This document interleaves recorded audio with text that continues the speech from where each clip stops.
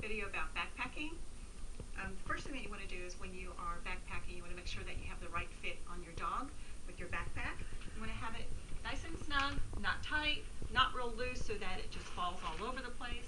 You want to be able to have the weight evenly distributed so that when you load items, make sure that it's evenly distributed and you don't have it falling to one side or the other.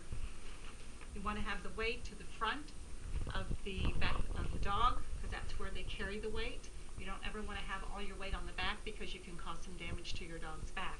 So make sure you have the right fit. If you have any questions about it, you can ask a Scoutmaster, or you can even ask the people, if you buy the backpack in the store, make sure that they know how to fit it to the dog.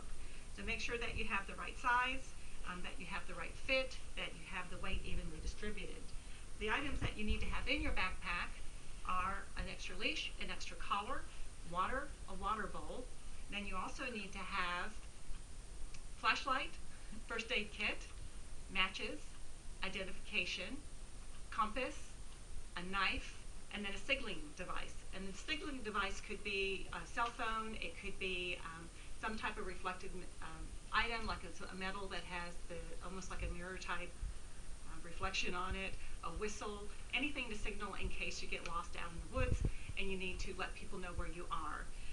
The other thing that you need to know is to identify poison ivy, and we're going to come in real close on this. Poison ivy has 3 leaves.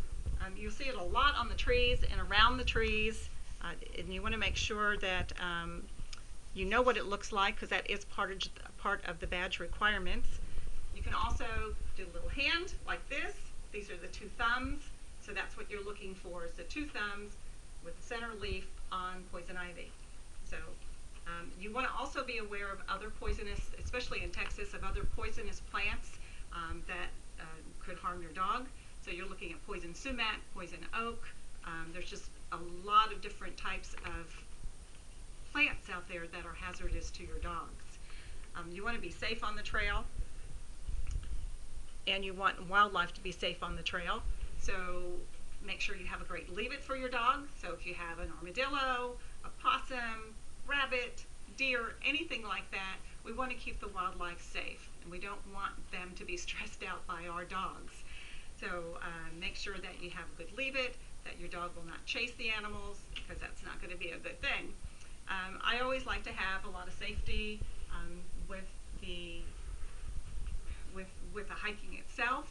So if you have a large group, always make sure that you have somebody in the front and somebody in the back, and then you can keep the people together.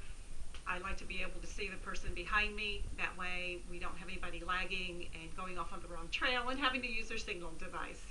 So be safe.